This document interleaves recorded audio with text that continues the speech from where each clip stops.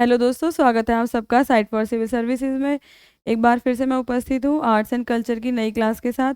I hope आपको arts and culture अच्छे से समझ में आ रहा होगा। तो बढ़ते हैं अपनी नेक्स्ट चैप्टर की तरफ। पहले हमने ख़त्म किया था नागार्जुन की गुफाओं पे, जो अशोक काल में बनाए गए थे स्तूप, शिलालेख और गुफाएं। ठीक है, उसी में ही उसी से कनेक्ट करते हुए मूर्तियाँ हम पढ़ेंगे। मूर्तिकला जो अशोक पीरियड से मतलब मौर्य काल से मौर्योत्तर काल तक जाएगी। मौर्योत्तर का मतलब है मौर्यों के बाद में जो लोग आते हैं, जो राजवंश आता है। जैसे शुंग आएंगे, कण्व आएंगे, सातवाहन और कुषाण सब्सिक्वेंटली वो आते हैं, तो उनके टाइम की भी कला को थोड़ा सा देखेंगे। फिलहाल मूर्तिकला पे आगे बढ़ते हैं। मूर्तियों का मुख्य रूप से उपयोग स्तूप की सजावट, तोरण और मेधी में और धार्मिक अभिव्यक्ति के रूप में किया जाता था।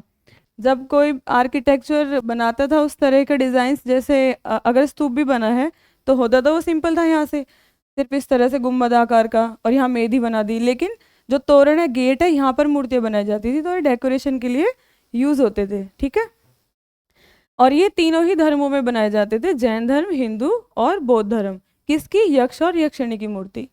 ये वैदिक काल में इनको प्रकृति के साथ कनेक्ट करके दिखाया जाता था। जैसे कहीं पे उनके हाथ में जल दिखाते थे, कहीं पीछे वृक्ष, उनके पीछे वृक्ष वगैरह बनाते थे, तो एक प्रकृति से कांटेक्ट की तरह दिखाया जाता था। लेकिन बाद में इनको, जैसे क्रिश्चियन में एंजल का रोल है ना, कुछ इस तरह का रोल इनका बना दिया गया और इनको कपल के रूप में ही अधिकतर प्रेजेंट किया गया। यक्ष होता है मेल और यक्षिणी होती है फीमेल। तो मेल एंजल और फीमेल एंजल की तरह इनको आगे प्रेजेंट किया गया था जैन और बौद्ध धर्म में। और काफ़ी अट्रैक्टिव इनकी स्टैचूज बनाई गई डेकोरेशन के लिए।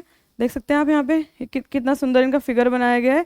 ये यक्षिणी की मूर्ति है, और ये कहीं पे म्यूजिक के साथ या जैसे कोई वाद्य यंत्र होता है उस तरह से इनको बनाते थे, या फिर जैसे एंट्री पे चवर हाथ में लेके और एक एक तरह से वेलकम करते हुए ऐसे इनको बनाया जाता था। तो ये यक्ष हैं और इन्होंने हाथ में चवर ले रखा है। ये जैसे किसी की एंट्री पे कोई वेलकम कर रहा हो और बैठा हो, वैसे ही यक्ष की मूर्ति यहाँ पे बनाई गई थी। यक्षिणी का सबसे पुराना उल्लेख तमिल रचना शिल्पाधिकारम में मिलता है। इलंगो आदिगल इसके रचनाकार थे। इलंगो आदिगल, ठीक है, ये इनके रचनाकार थे। और साउथ का ये एक टेक्स्ट है जिसमें इनका सबसे पहला उल्लेख मिलता है। इसी प्रकार सभी जैन तीर्थंकर यक्षिणी से संबंधित थे। मतलब बाद में भी जैन धर्म में भी इनका काफ़ी उल्लेख हुआ है। अब आगे देखते हैं मृदभांड। मृदभांड वही है, मिट्टी के बर्तन, लेकिन ये समय के साथ इतने उत्कृष्ट होते चले गए कि ये मिट्टी से ज़्यादा मेटल के प्रतीत होने लगे। जैसे मेटल से बना है, उसकी पॉलिश, उसका डिज़ाइन, उसका आकार सब इतना उत्कृष्ट होता चला गया कि वो बहुत सुंदर दिखते थे और मेटल की तरह लगते थे। मौर्य काल के मृदभांडों को सामान्यतः उत्तरी काले पॉलिशदार मृदभांड कहते हैं, जिसको इंग्लिश में बोलते हैं NBPW, या चित्रित धूसर मृदभांड के रूप में जाना जाता है। इनकी विशेषता है काला रंग, याद रखिएगा, काला रंग और अत्यधिक चमक इनकी विशेषता है NBPW वेयर्स की। सामान्यतः इनका उपयोग विलासिता की वस्तुओं के रूप में किया जाता था।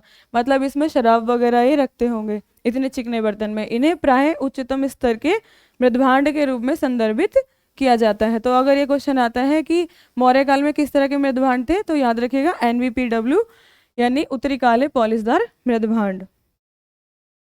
थोड़ा नीचे आते हैं, मौर्योत्तर कला। अब ये वो टाइम पीरियड है जब मौर्य का डिक्लाइन हो रहा है, लगभग 186-87 ईसा पूर्व में, और अंतिम राजा बृहद्रथ की हत्या करके पुष्यमित्र शुंग राजा बन जाते हैं। तो वहाँ से जो टाइम स्टार्ट होता है उसे मौर्योत्तर काल कहते हैं। तो वहाँ पे किस तरह की कला थी? हालांकि बहुत सारी तो वो मौर्य काल से ही इंस्पायर्ड थी, पर कुछ उसमें थोड़े बहुत चेंजेस थे। उन चेंजेस को हम नोट करेंगे अभी। दूसरी शताब्दी ईसा पूर्व में मौर्य साम्राज्य के पतन के बाद भारत के विभिन्न भागों में छोटे छोटे राजवंशों का उदय हुआ, जिसमें है शुंग, कण्व, ये सबसीक्वेंटली आते हैं, शुंग के बाद कण्व, फिर कुषाण और शक। ठीक है, जबकि दक्षिणी और पश्चिमी भारत में सातवाहन, इक्ष्वाकु, आभीर और वाकाटक। मतलब ये ऊपर नॉर्थ और ईस्ट वाला एरिया है, मगध से लेके यहाँ नॉर्थ उत्तर भारत तक, और ये सातवाहन महाराष्ट्र की तरफ है, और इक्ष्वाकु, आभीर और वाकाटक इनका जो शासन है वो साउथ की तरफ है। इसी प्रकार धार्मिक परिदृश्य ने शैव, वैष्णव और शाक्त जैसे ब्राह्मण संप्रदायों का उद्भव देखा। पहले क्या रहता कि यहाँ तक शुंग के समय तक यहाँ पे बौद्ध धर्म का बहुत बोलबाला था, मतलब प्रचलन में था। फिर शुंग आते हैं तो वापस से ब्राह्मण धर्म का प्रचलन हो जाता है। साथ ही इस अवधि की कला ने बदलते सामाजिक राजनीतिक परिदृश्य को भी परिलक्षित करना है। चट्टानों को काटकर बनाई गई गुफाओं और स्तूपों के रूप में स्थापत्य कला जारी रही मौर्योत्तर काल में भी, लेकिन साथ ही कुछ राजवंशों ने अपनी स्वयं की अनूठी विशेषताएं प्रचलित की। इसी प्रकार मूर्तिकला के विभिन्न शैलियों का उद्भव हुआ। मौर्योत्तर काल में मूर्तिकला अपने चरमोत्कर्ष पर पहुंच गई। तो मूर्तिकला का जो विकास हुआ था किस काल में हुआ था? मौर्योत्तर काल में। वो मतलब सबसे ज्यादा वो चरमोत्कर्ष पे इसी समय पे पहुंची। अब इनकी स्थापत्य कला को देखते हैं। सबसे पहले गुफाएं, ठीक है। मौर्योत्तर काल की भांति चट्टानों से बनाई गई गुफाओं का, गुफा बनाने का तो एक ही मेथड है बेसिकली कि चट्टानों को काटकर गुफाएं बनाई जाती थी, चट्टानों से बना दी हैं। और हालांकि इस अवधि में चट्टानी गुफाओं के दो प्रकार, चैत्य और विहार। चैत्य है पूजा स्थल जहाँ पर मूर्ति रख के पूजा की जाती थी, और विहार होते थे जहाँ पर निवास स्थान था किसका? बौद्ध धर्म का। विहार बौद्ध और जैन भिक्षुओं के लिए आवासीय कक्ष होते थे। इनका विकास मौर्य साम्राज्य के दौरान हुआ था। वहीं चैत्य कक्षों का इस अवधि के दौरान विकास हुआ, मतलब जो पूजा की जाने लगी थी, चैत्य यानी पूजा स्थल, वो उनका विकास बाद में हुआ था मौर्य काल के बाद। ये मुख्य रूप से समतल छतों वाले चतुष्कोणीय कक्ष थे। आप देख सकते हैं यहाँ पे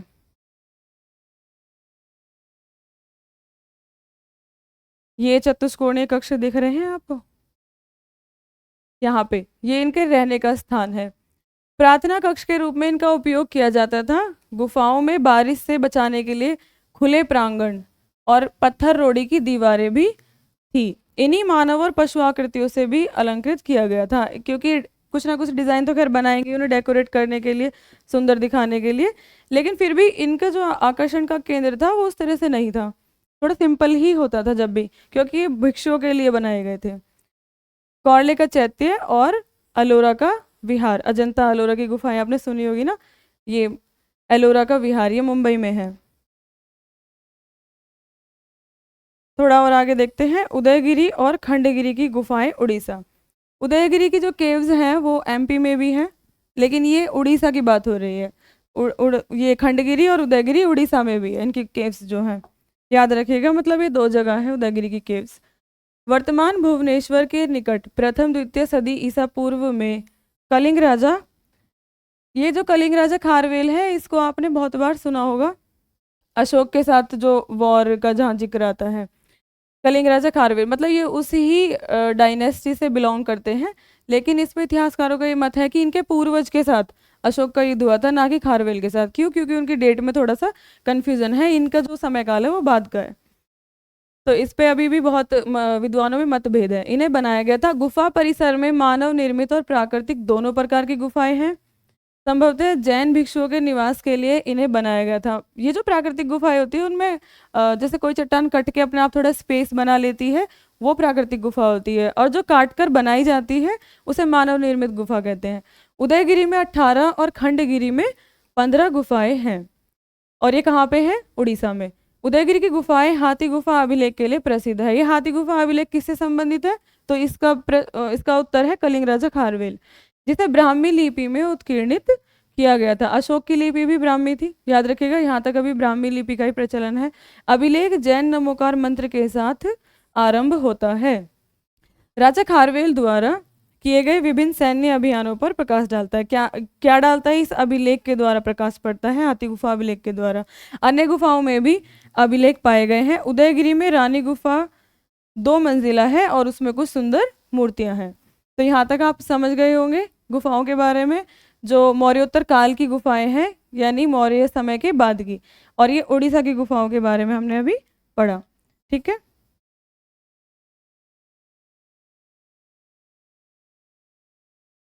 तो नेक्स्ट क्लास में हम ये पढ़ेंगे। मिलते हैं अगली क्लास में। Stay tuned, stay focus, bye bye, take care.